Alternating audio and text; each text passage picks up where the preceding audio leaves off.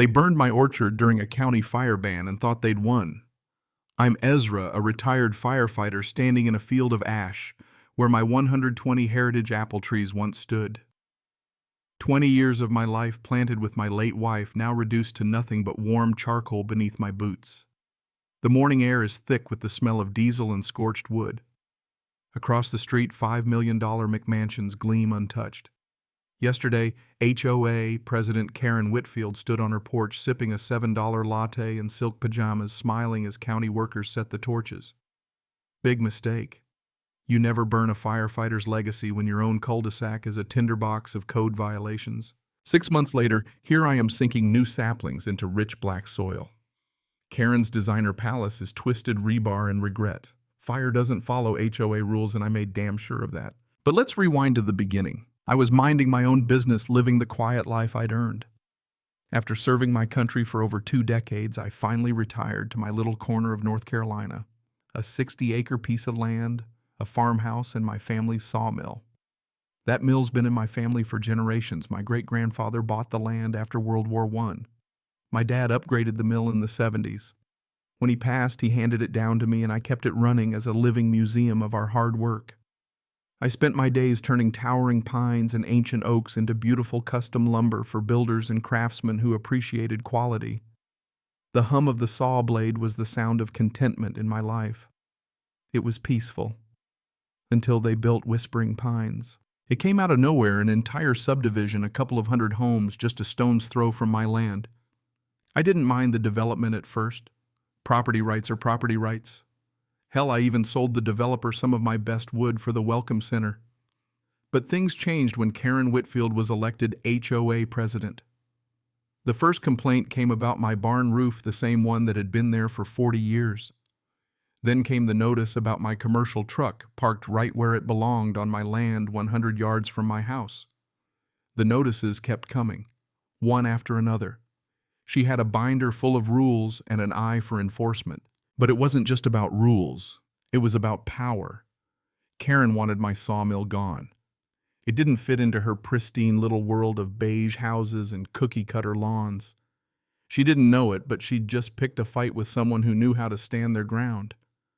She thought she could push me around with legal threats and code violations.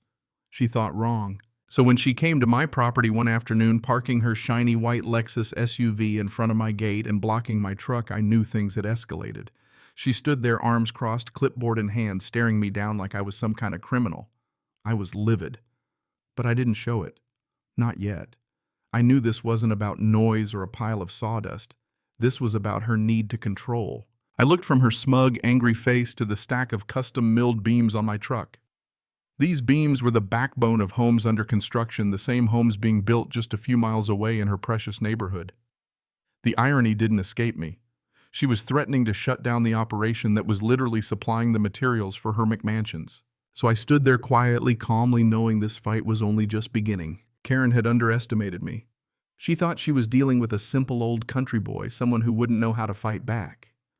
But I've spent 30 years in the military dealing with insurgents, navigating political terrain, and battling much bigger threats than a petty HOA president in a floral print muumuu. She was about to learn just how wrong she was. The official letter came 3 days later, a thick envelope stuffed with legal jargon. Karen's threats were more elaborate now, $500 a day in fines for every violation she could find.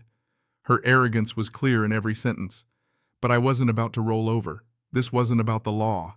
It was about bullying, and I wasn't going to let her win with threats alone. I sat down with Sarah at our oak dining table, the same table I'd built with my own hands, and we pored over the documents.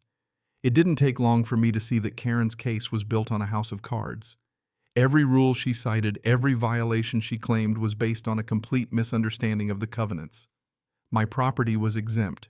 The developers who'd built Whispering Pines had made sure of it when they bought the land next door. The mill had been operating long before the subdivision was even a gleam in anyone's eye. This was just the first bit of ammunition. I had everything I needed to fight back. But Karen didn't know that yet. I spent the next few weeks collecting evidence. I took photos, recorded decibel levels, and even sent my sawdust to a lab for analysis to prove it wasn't a biohazard. I kept everything on file, building my case slowly but surely.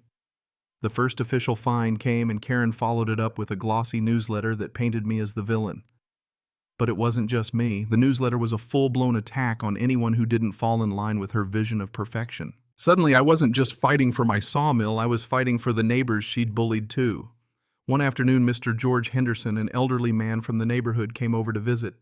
He handed me a copy of Karen's newsletter and told me it was all lies. George knew the real Karen. He told me stories of how she'd fined a young family $2,000 for an unapproved basketball hoop, how she'd forced a widow to pay a fortune for a lawn resod because of a patch of clover. George wasn't the only one who had been wronged. This was bigger than me now. Karen had used fear to control people, but I was going to use that same fear against her. I gathered more evidence, everything from county records to personal stories from people she'd harassed. With it, I went to the lawyers.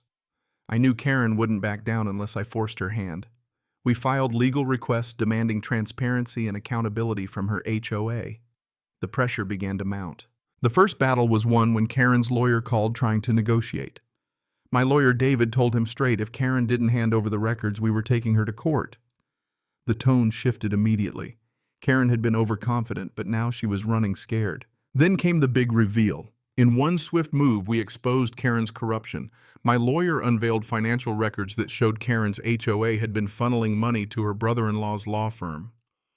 We exposed her using HOA funds to intimidate residents and cover her own tracks. It was game over for her. The final blow came when I took the floor at the town meeting, armed with the facts. The developers who had been building in Whispering Pines backed me up. They made it clear that if Karen got her way, construction would stop. The homeowners who had once supported her now turned on her. The room erupted in chaos. Karen had tried to make me the villain, but she had ended up destroying her own reputation. The vote of no confidence came swiftly. Karen had no one left to turn to. She resigned the very next day, and rumors began to circulate about her financial troubles. The new board, led by George Henderson, began to restore order. Karen's reign of terror was over. But the victory didn't end there. The new board took immediate action to audit the HOA's finances, and the results were damning. Meanwhile, construction on Whispering Pines resumed, and the community began to heal. Karen's corrupt grip on the neighborhood was finally broken, and for the first time in years, the residents of Whispering Pines felt safe and empowered again. As for me, I didn't need to say much. My legacy was the lumber I provided for the homes being built right next door. I had won not just for myself, but for everyone Karen had tried to control. And as the sawmill hummed on, I knew one thing for sure: the fight had been worth it.